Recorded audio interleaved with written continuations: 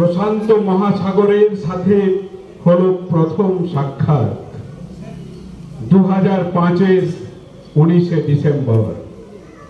গুরুদাস পাঠাগারের বাৎসরিক অনুষ্ঠান সভাপতির গুরু দায়িত্বে আমি, প্রশান্ত বাবু প্রধান অতিথি। মিতভাষী, ধীর স্থির, শান্ত স্বভাব, তার সহজ সরল সাবলীল বক্তব্যে বুঝিয়ে দিলেন জ্ঞানের গভীরতা। তারপর বহু অনুষ্ঠানে তার সান্নিধ্যে বারবার হয়েছি ধন্য, হয়েছি সমৃদ্ধ। মহাসাগরের বিপুল তরঙ্গকে চেষ্টা করেছি অনুধাবন করতে, স্পর্শ করতে চেয়েছি অতল গভীরতা। কি বিশাল আত্মপত্রয়! একজন ইকোনমিস্টকে দেখলাম বিদ্যাসাগর গবেষক, সাহিত্যিক, প্রাবন্ধিক, কবি, গীতিকার ও আদর্শ আচার্য হিসেবে।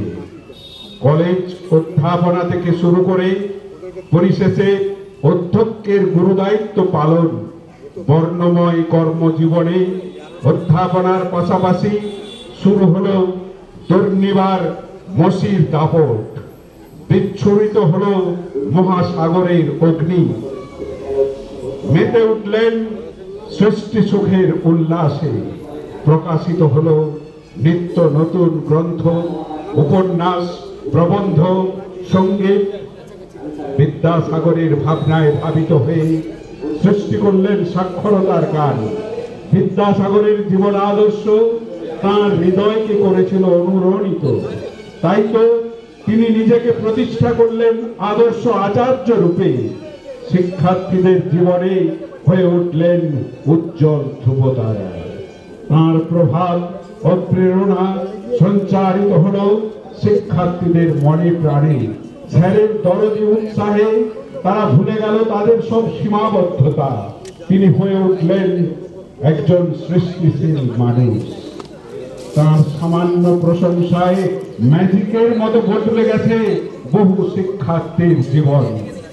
তার মতো সহানুভূতিশীল, সমাজ সচেতন, প্রাজ্ঞ, প্রগতিশীল, বাস্তববাদী মানুষ সদাই উজ্জীবিত করে আমাদের। 90 ঊর্ধ্ব তিনি। আজও আমরা প্রাণিত হই তার অবিশ্বাস্য স্মৃতিশক্তি দেখে। কিন্তু আনন্দে ভরা সংসারে হঠাৎ বাজ হারলেন নিয়তি। ইহলোক ত্যাগ করলেন পুত্র কন্যা একে একে। জীবন সায়ান্নে ঘটে চলল অঘটন।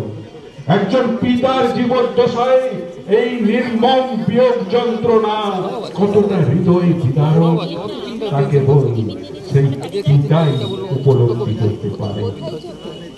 মহাসাগর এখন স্থির, পরিশ্রান্ত, অবিচল। এহেন কর্মবীরকে জানাই কর্মী নমস্কার।